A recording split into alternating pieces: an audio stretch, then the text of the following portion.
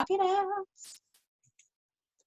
Hi, everyone, and thank you again for joining the Profitable Business Mindset Summit, where we are discovering new ways to reach your potential, live the life you so desire, boost your confidence, whatever it is you're so desiring. We're helping you with steps, tips, and strategies on how to achieve it.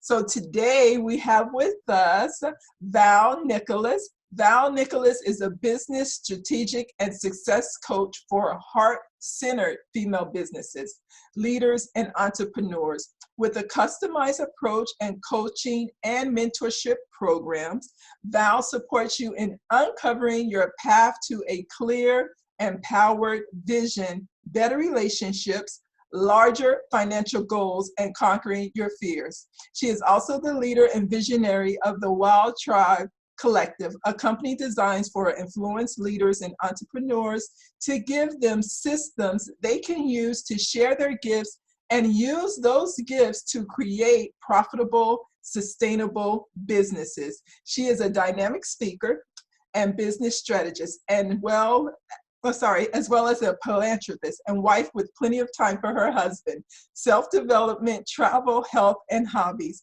It is Val's mission to give entrepreneurs that step-by-step system they need to launch and grow their businesses and transform, most importantly, their financial lives by creating the income and impact they truly desire. Again, Val, thank you and welcome to the Profitable Business Mindset Summit. Absolutely. Thank you so much, Cynthia. It is an absolute pleasure to be here. So excited for this movement you've created, and I know how much hard work it takes. So thank you for putting this together, and hello, everybody. Yay. So we've heard a little bit about you in your bio, but can you tell us a little more about Val? Absolutely. Well, the journey to entrepreneurship has been very interesting for me. I have been this driven entrepreneur since I was 11. Oh, wow. Which is strange to me, right? I'm the first one, right? Like there's no entrepreneurs in my family. There was no one who was telling me, I grew up with a single parent who had some severe mental illness. So there were some, very weird things going on growing up. So as a result, there was this very driven person that was created. Wow. And it's a great piece of me. I love that I have that. I love that I've become the person I am. And, there was a very interesting mindset process that I had to go through to get here. Right. Which is what I love. I love the mindset piece as well as the strategy, because I could teach you strategy all day long, but with the mindset, if there is money blocks that are coming up, or there are self-sabotage, or if there's feelings of unworthiness, which is so common for women, for men, entrepreneurs, then you're going to sabotage. Yeah. And that is a huge reason why I'm here today, helping people build those audacious goals and create those amazing visions and create businesses that are both profitable, that create income and impact in the world. Right. Oh, wow. Oh, wow. And I believe a lot of entrepreneurs are looking for that, because my first business that I was doing before this one, I don't think I made any money. And I put in a lot, but it was because I just didn't have that step-by-step practical way on how to achieve, because my whole goal for this entrepreneurship is to replace my current income from my position I'm doing now to my own business. And the way I was doing, I was like, am I ever going to reach this goal? So yeah, I think that financial piece does bog people down, makes them fearful, because you're thinking, I can't imagine how I'm going to be able to do this. Oh, yes, that is so common. And that is my story too. I started my business in 2014. I started out doing life coaching. And if I'm real and honest with you guys, what ended up happening is I got really successful really quick working with top executives. I was traveling all over, but I had this underlying fear that the authenticity cops were going to show up at my door and knock on my door and be like, gotcha, you're a phony, you're a fake, gotcha. I did. I had this fear. Like I had this fear that the money wasn't going to last. Right. And then I had fear that I was going to be found out as a fraud or whatever was happening. And at the same time, I went through this relationship that ended up being totally wrong. And I felt like, who am I to tell people how to run their lives when I go through this breakup that left me feeling empty and lost? And I realized that in this relationship, I had compromised so much of myself. Even though I'm teaching women how to be true to themselves and do all these things, I've compromised so much of myself that I've gotten so far away from myself that I no longer recognized where I was or who I was. And so I ended up going back to the corporate world because that was safe. Yes. And I had this steady salary, and I created, huge financial gains for these companies. And so when I finally left the corporate world, I remember feeling exactly like that. Feeling like, here I have this amazing 6-figure salary and benefits and everything safe and comfortable and predictable. How am I going to make this sustainable? Right. How? Right. That step-by-step process, because the mindset shift from being an employee into being an entrepreneur is one of the biggest journeys you're going to go on. Yes. Yes. Yes. And so how do you propose or help us with maybe a tip or a strategy on how to make that transition from that corporate world to your own business that is sustainable, and believing that you can do that? Because I think that's what holds a lot of people back, is like you were saying, you feel safe at corporate. Even if something was to happen, somebody else is hiring, you can go over there and get a job as well. So you feel very safe when you have your credentials, as you do in corporate. So it's not a means of where I'm going to work, but who am I going to work for? And to go into your own business and you're the boss makes it kind of difficult. So what is some of the strategy or tip that we can use to cross that bridge? Absolutely. That's such a great question, because, we all go through that. There's that piece where it feels very liberating and very exciting. Like, I remember I was a key manager. I was a marketing and sales executive director at this company I was working for. So I had to give a 30-day notice. And I remember sliding that notice across my boss's desk and feeling in that moment so excited and so liberated, and at the same time sick to my stomach and almost wanting to pull it back and be like, I'm just kidding. Like, no, I need this job. Like, it got real in that moment. So a lot of times what I offer to women is, really looked at your money mindset. That's huge when you're talking about going into the entrepreneurial world or business world. A lot of times, because when you think of an investment or investing in yourself, investing in a coach, investing in products or services that you need, or equipment you need for your business, right, you have to start putting on this thinking of this. You're the CEO of your business. So the way you look at money it has to shift. It has to shift. Right. And I think that's tough for a lot of people, because a lot of us have not come from, well-to-do families where money was endless. So from a very early childhood, because I was thinking back the other day about, where did I get my ideas, my confidence about money? And it was from the standpoint of scarcity, that it was not enough. It's never going to be enough. So now in turn, even though I make a good salary, I still operate as though it's not enough. And making that mind shift, like you're saying, is something that you really have to do even if you're not even trying to be an entrepreneur, but just for the sake of viewing money differently. Yeah. Yeah, I can relate with that 110%. I grew up with a single parent who, I don't know if as a child I really realized we were as poor as we were sometimes. However, I look back and I remember there was times when we were so poor that we would go to the public library and steal toilet paper. Wow. Okay. Yeah. I mean, serious, real. And I remember living in neighborhoods where we couldn't go outside at night. Things like that.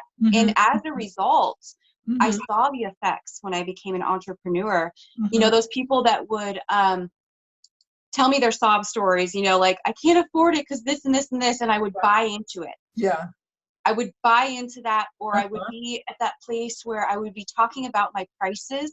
And instead of standing firm in the value that I was bringing people, I would already be pulling back my prices or lowering, discounting before I could even get it out.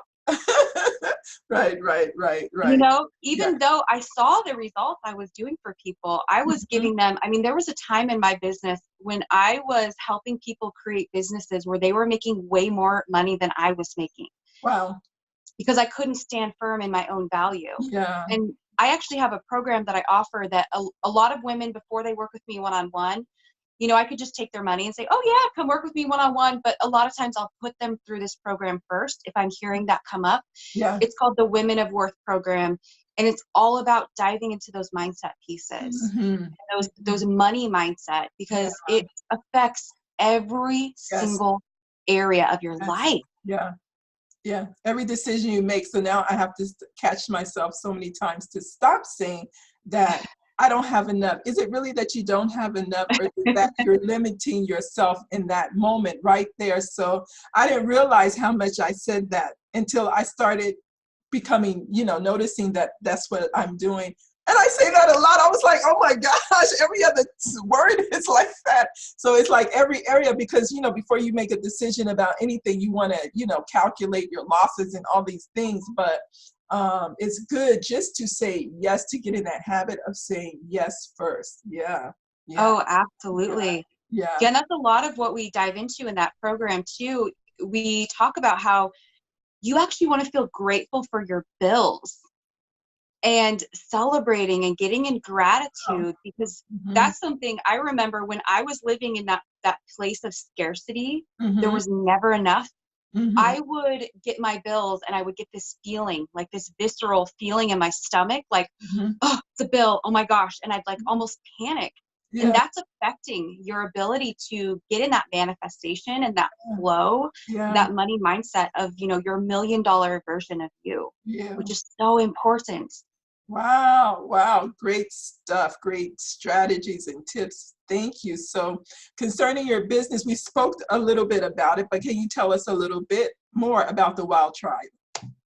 Absolutely. So the Wild Tribe was something that, I'll just be honest. I'm the real honest, like, I'm an open book when it comes to the way I speak with my community, which is what the Wild Tribe is that, a lot of people out there are willing to, especially on like social media these days, they're willing to show you their fancy vacations and all these things. But a lot of times we're not talking about the things that are real in our lives. Like, I'll be honest, being an entrepreneur can be a very lonely world. In the fact that when I first approached my husband with this, like, babe, I want to start my business again. I want to rebrand it and I want to go full time, when I was in the corporate world, he looked at me like I was crazy. He's an engineer, very logical, doesn't know anything about entrepreneurship, and was like, why? You have a dream job and you're happy. But I had that pull in my heart that I knew I was created for something bigger. Okay. And I had that vision one morning in prayer and meditation with God. He showed me that vision and I followed it because that's what I do. Yeah. And, like, it's a lonely world, and so I looked around and I said, okay, so my friends don't understand what I'm doing. My family sure doesn't get it. They always ask me, well, don't you want to have a real job? That's been my whole life. Don't you want to have a real job? Which to them is like 9 to 5, corporate, clock in, clock out. Yes. So I looked around, I said, well, I don't see where the women are that I want to support me, who I want to be around. So I created it. And this has become a huge movement. We have a private Facebook group. We have, I have online summits that have been created around this, retreats that have been created around this. And now, as I build out my company, the Wild Tribe Collective is a collective of women who are in my company, other coaches. We have a photographer on staff. We have a lot of support in there that is just really, we're building out this business that has just been amazing. And it's one of those things, like when you are an entrepreneur and you can cast that vision out into the world, doors open up, things happen. When you take risks and you take a stand for yourself, people come out of everywhere to support that vision and be a part of it, because not everyone is meant to be an entrepreneur. I have some amazing women on this team who want to be a part of a team that's supportive, that's amazing, that's collaborative. Right. And they're not meant to be entrepreneurs. So they joined in, and it's been amazing. Yeah. Wow. Wow. On that note, can you tell us what is the best career decision you've made so far? Oh my goodness. Believing in myself, even when it was hard.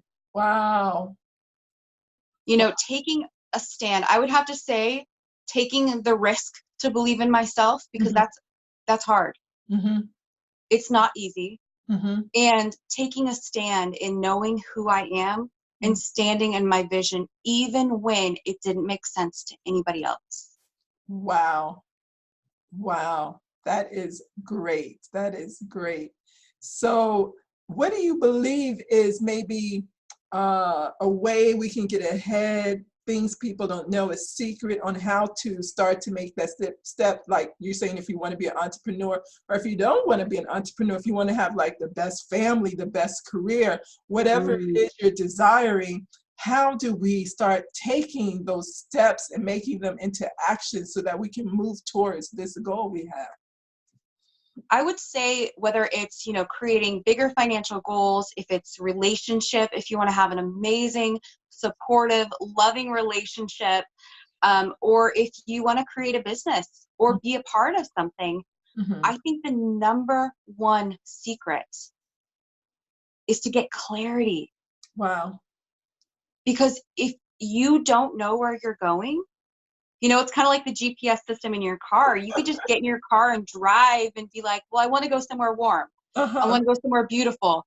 But if you don't know, like a lot of times, you know, no matter what stage it is, I work with a lot of women who are either like mid-career, they've done the corporate thing, now they want to do something that's meaningful. And I also work with women who have been a mom, they've been a wife for so long, and now they're looking around going, okay, but who am I? I have a deeper purpose. I don't even know what that is yet. I don't know who I am, not being a mom or a parent or whatever, a corporate woman. And if you don't even know who you are, how can you stand or take a risk on yourself or stand firm in what you believe if you don't know who that is? Right. So I think clarity is the biggest foundational key to get there. And I think too, as we're growing, especially women, when we're growing up, we kind of get that clarity confused early on, because like you were saying, we start to become so many things for so many people. Then you have your children. So now you become a mom, you have your husband, you want to make sure he's happy. You have your family, your mom, dad, your sisters, whoever you want to ensure, you know. So then along the way, you will lose, who am I? Like, who is Cynthia? You know, what do I even like? What do I even want? I've been so busy trying to make sure everybody else is comfortable and have what they like. What do I like? So that clarity comes really big into designing the life that you want, knowing exactly what it is you want. Yeah. So then how do you organize your time? You said you're a wife, you have your business, you do a lot of summits and retreats and things like that. So then how do you organize your time, like during the day, like from the time you wake up until nighttime? Well, I am so blessed to I own my time now, which is so exciting for me. You know, I remember being in the corporate world and feeling like I had to just sit in this office and fulfill like someone telling me what I was worth. And I would be so frustrated by that. And, you know, I own my time now. Like first thing in the morning, I know that there's all this talk about morning routine, but you guys, it's true. Every successful person that I've ever spoken with has a solid, strong, non-negotiable morning routine. And luckily I get to honor myself and honor the people I serve with my morning routine of, you know, getting into self-development, prayer, meditation, journaling, getting my me time and getting right with myself first. And then, like putting my health and my exercise first. So then I have that behind me. I've already won before like 8 a.m., like I've won the day. Yeah. It's incredible. Yeah. And then I get to go out and be fulfilled. And it's all about, I'll be honest with you guys, to be an entrepreneur, you don't have to be the smartest. You don't have to be the quickest, the best at any, like all these things, because that's not what we're called to do. We're called to go deep and to cultivate our one thing, right? Mm-hmm. So time management was one of the biggest challenges for me. And how I personally got around that is I put it everywhere. Like I put it in my phone, I write it on a paper planner, and I put it on my calendar on the wall, and I color code everything. Mm-hmm. Mm-hmm. And so for me, like having the freedom of my time, but also waking up and knowing the structure of my day by just looking at it, and knowing that, what do I really need to put my energy on and what do I not? Mm-hmm. Mm-hmm. Because when you first start out in the entrepreneurial world, you can spin your wheels on so many things and throw spaghetti up against the wall, doing all these things that aren't income generating. Yeah. It's like, are you working on your business or are you working in your business? Because there's a big difference. Wow. Wow. I like that. On your business or in your business.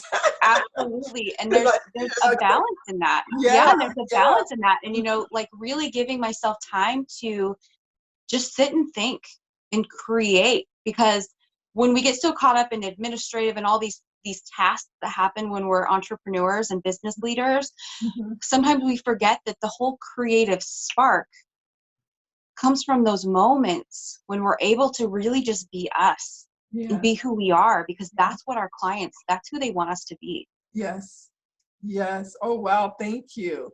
Yeah, because I know as an entrepreneur, you can get caught in being in and everything you think you're doing. And meanwhile, it's not helping your business grow to the next level because you're inside instead of trying to manage from that outside on what can help, what we can improve, things like that.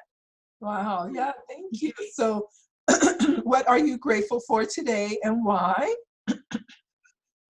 Oh my goodness, everything. Honestly, I am so grateful. I look around at this life and I am just shocked, because I've talked to women who are in like very impoverished parts of the world where women aren't revered and they're not allowed to be leaders. And here I am, a woman in America.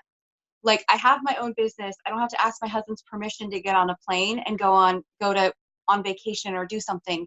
And yes, he's a very much part of my life because we have an amazing co-working relationship. Yes. But I'm just so grateful that I get this opportunity to work with women, because a huge part of my story is that, growing up with a parent who had severe mental illness and then the other one who was absent because of drug and alcoholism, uh-huh. that there was a point in my life when I had honestly given up mm-hmm. on myself. Mm-hmm. And I had this choice. I remember looking around thinking like, this is not what I wanted my life to be. Mm-hmm. I had lost myself so much that I was looking around. I didn't even recognize the life I had. And I knew I had a choice to continue down this road. Right. And I saw where that was going to lead me, and it wasn't a great place. Right. Or I could take the responsibility of my life, move forward, and use that as a catalyst to help other women. And that's what I did. And from that moment forward, like I surrendered that right. This is my life calling. This is no longer just something I do. Yes, yes. This is my calling. It's not just a calling. It's my responsibility in the world. Yes, yes. So I'm grateful that every single morning I get to spring out of bed and hopefully make a difference to one woman. Yes. One person. Wow. And for that, I'm grateful. Wow. And I hope the audience can hear what you said. Like in that moment, you decided to change and everything began to change, because yesterday is yesterday, and we don't have to let our yesterday be today. Today, we can decide to change and move forward in the direction that we want to. Wow. So is there anything else that we discussed or didn't discuss that you would like to talk about? I would just say, if there's something final that I would give to the watchers out there, I would love to just say, if there's that thing in your heart, because I remember being a kid and at like 13 years old, I read my first Jack Canfield book. It was the 7 Principles to Success, or I think that's what it's called. And I remember thinking like, I don't know exactly what he's doing or what he's talking about in this book, but I want to be there. And I remember being at conferences, watching women on stage thinking, I don't want to be in the audience. I want to be the woman up there doing that, whatever that is. So if you have something like that you can feel that pull in your life and you have that dream, don't let it just sit on the shelf and collect dust. The sooner you say yes and you take a stand for yourself and your dreams, the better. Because it's not just you that's writing on it. It's each and every single life that you are going to impact and every single life that you are going to change by stepping into your genius and saying yes to your dreams. Wow. That was beautiful. Thank you. Thank you. That really was. I hope the audience can hear what you're saying. They can resonate with that. I believe a lot of people will be able to. And again, Valerie Nichols, thank you so much for joining us. This is the Profitable Business Mindset, where we are uncovering strategy, steps, and tips on how to cross over to that dream, to make that dream a reality. So don't delay. Join us again. We will have other great speakers like Val. Thank you, Val. Thank you, Cynthia. It's been a pleasure.